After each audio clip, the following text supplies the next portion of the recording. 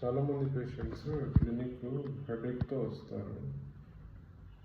వాళ్ళల్లో చాలా మటుకు అది మైగ్రేన్ హెడేక్ లానే ఉంటుంది. నార్మల్గా హెడేక్ అనేది వికారంతో కానీ ప్లస్ ఏదైనా లైటింగ్ చూసినప్పుడు కానీ సౌండ్ విన్నప్పుడు కానీ హెడేక్ భరించలేనంతగా ఉంటే దాన్ని మైగ్రేన్ హెడేక్ అంటారు. మైగ్రేన్ హెడేక్ నార్మల్గా ఎలా ప్రజెంట్ అవుతుందంటే ఏదన్నా ఒక సైడ్ వస్తుంది, అయితే రైట్ సైడ్ కానీ లేకపోతే లెఫ్ట్ సైడ్ కానీ. దాని లక్షణం ఎలా ఉంటుందంటే భరించలేనంత లాగా ఉంటుంది. నార్మల్గా అది ఇంటెన్సిటీ కూడా చాలా సివియర్గా ఉంటుంది. అండ్ పేషెంట్స్కి ఏంటంటే వాళ్ళు నార్మల్గా ఏదైనా రొటీన్ ఏదైనా యాక్టివిటీ చేసిన అలవాటు ఉన్నా దానివల్ల కూడా పెరిగిపోతుంది. ఒకసారి హెడేక్ వచ్చిందంటే అది ఆల్మోస్ట్ 3 days వరకు తగ్గకుండా అలానే ఉంటుంది.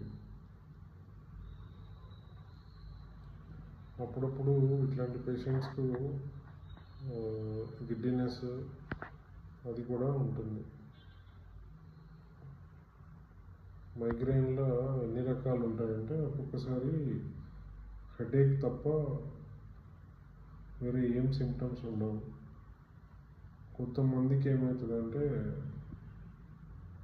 హెడేక్తో పాటు కొద్దిగా అప్పుడప్పుడు ఒక కొన్ని నిమిషాల పాటు ఫ్లాష్ లైట్స్ లాగా వస్తాయి, లేదా బ్లైండ్ స్పాట్స్ లాగా, లేదా ఏంటంటే ముఖం మీద కానీ చేతులలో కానీ కొద్దిగా టింగ్లింగ్ నమ్నెస్ టైప్ ఉంటుంది. కొంతమందికి ఏంటంటే హెడేక్తో పాటు కొద్దిగా స్పీచ్ ప్రాబ్లం అట్లా ఉండే అవకాశం ఉంటుంది. నార్మల్గా మైగ్రేన్ ఎప్పుడు ట్రిగ్గర్ అవుతుందంటే ఏదైనా స్ట్రెస్, ఎమోషనల్ డిస్టర్బెన్సెస్ ఉన్నప్పుడు, మళ్ళీ నిద్ర సరిగా పోకపోతే, మీల్స్ స్కిప్ చేస్తే, వాటర్ సరిగా తాగకపోతే, అండ్ ఫీమేల్స్లో ఏంటంటే మెన్స్ట్రుయేషన్ ఉంటుంది కదా, అప్పుడు హార్మోనల్ చేంజెస్ ఉంటాయి పాపం వాళ్ళకి. ఆ హార్మోనల్ డిస్టర్బెన్స్ వల్ల. ఇంకొకటి ఏంటంటే బ్రైట్ లైట్ లేకపోతే విపరీతమైన సౌండ్ కూడా హెడేక్ను బాగా ట్రిగ్గర్ చేస్తుంది.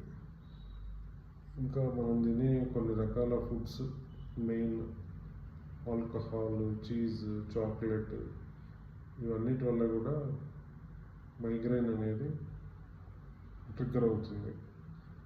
నార్మల్గా మనము మైగ్రేన్కి ఇచ్చే ట్రీట్మెంట్ ఏంటంటే వెరీ మినిమల్ ఉంటే వాళ్ళకి పారాసెటమాల్ లేకపోతే ఎన్ఎస్ఐడ్స్, పెయిన్ కిల్లర్స్ అంటారు, ఇబుప్రోఫెన్, నాప్రోక్సెన్ అంటారు. ఒకవేళ ఇంకా కొంచెం సివియర్ ఉన్న వాళ్ళకి వేరే రకమైన ట్రీట్మెంట్ ఇవ్వాల్సి వస్తుంది. సుమాట్రిప్టాన్, రిజాట్రిప్టాన్, అండ్ ఒకవేళ వికారంగా ఉంటే వాళ్ళకి యాంటీఎమెటిక్స్ అంటారు, వామిటింగ్స్ కాకుండా ట్యాబ్లెట్స్ ఇవ్వాల్సి వస్తుంది. సో ఇంకా సివియర్గా ఉన్న వాళ్ళకి అంటే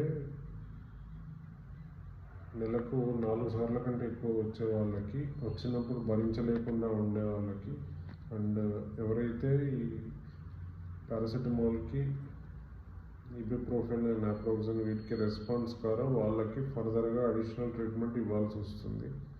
వాళ్ళకి మెయిన్గా బీటా బ్లాకర్స్లో ప్రొప్రానోల్, కాల్షియం ఛానల్ బ్లాకర్స్లో ఫ్లోనారిజిన్, లేకపోతే యాంటీ ఎపిలెప్టిక్స్లో టాపిరమేట్ కానీ వాల్ప్రోయేట్ కానీ, లేదా యాంటీ డిప్రెసెంట్స్లో అమిట్రిప్టిలిన్, వీటితో ఇవ్వాల్సి వస్తుంది. సో నార్మల్గా మనం లైఫ్ స్టైల్ చేంజెస్ ఏం చేసుకోవాలంటే స్లీప్ రెగ్యులర్ చేసుకోవాలి, అలవాటు చేసుకోవాలి, వాటర్ మంచిగా తాగాలి, టైంకు తినాలి, ఫిజికల్ ఎక్సర్సైజ్ రెగ్యులర్గా చేయాలి. వేరే పర్సనల్ ట్రిగ్గర్స్ ఇప్పుడు food items like cheese, chocolate, alcohol అట్లాంటివి అంటే అవాయిడ్ చేయాలి. 4వది ఏంటంటే స్ట్రెస్ మేనేజ్మెంట్, యోగా కానీ మెడిటేషన్ కానీ చేయాలి. ఎవరికైతే ఎప్పుడు